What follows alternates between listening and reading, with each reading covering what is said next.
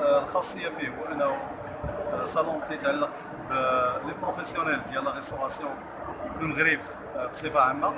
وفي نفس الوقت فهو ان صالون اللي تيتلاقاو فيه جميع الحرفيين ديال هذا القطاع هذا، لانه تحتوي على مجموعه ديال المسابقات، منها لا فينال ديال البوكيس دور ماروك، وفيها لا فينال ديال لا باتيسري ديال لا كوب دافريك. وفي نفس الوقت فهاد الملتقى تيتلاقاو فيه الحرفيين مع لي بروفيسيونيل اللي هما عندهم الماتيريال واللي عندهم لو برودوي باش يخدموا هاد الحرفيين هادو. ومن هنا فتيكون واحد اللقاء ما بيناتهم. اللي عنده شي حاجه راه الى مي اون اكسبوزيسيون، والناس الاخرين الحاجه اللي هي شي حاجه راه تيشوفوها. والحمد لله هذا العام هذا اللي مهم عندنا هو انه تنشوفوا بان عندنا واحد تكتل كبير لا ديال الحرفيين ولا ديال الناس اللي زيكسبوزون. نعم. فالصافي انه كنا دائما تابعين السياسه المولويه. نعم.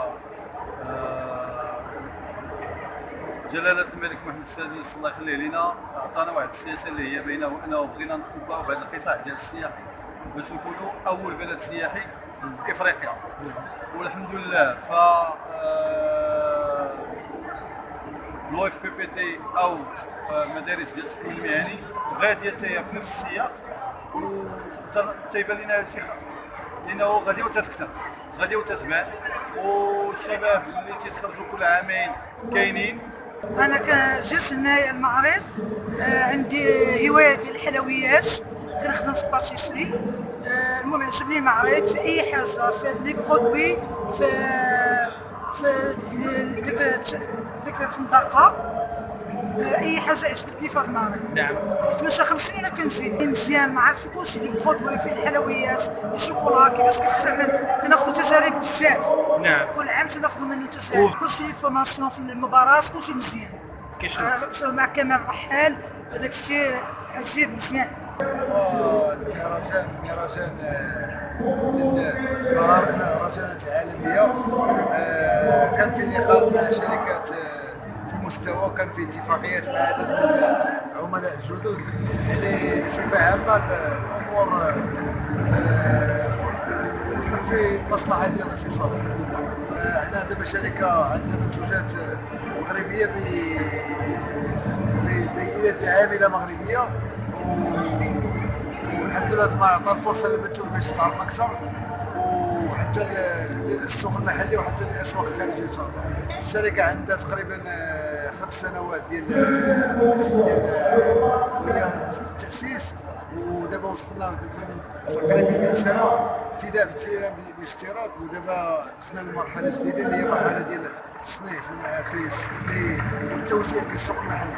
وحنا بصدد حتى الاشتغال على اساس ولحد الان ما كاينش اكراهات، لان كاين مراقبه ديال وزاره الصحه على المنتوجات اللي كتتم عمليه التبريد.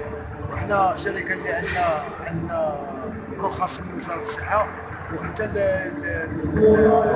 المواد الاوليه اللي كتستعمل هي مواد اوليه مغربيه 100%. ما كاينش مشكل في من حسن الى احسن. جهود من طرف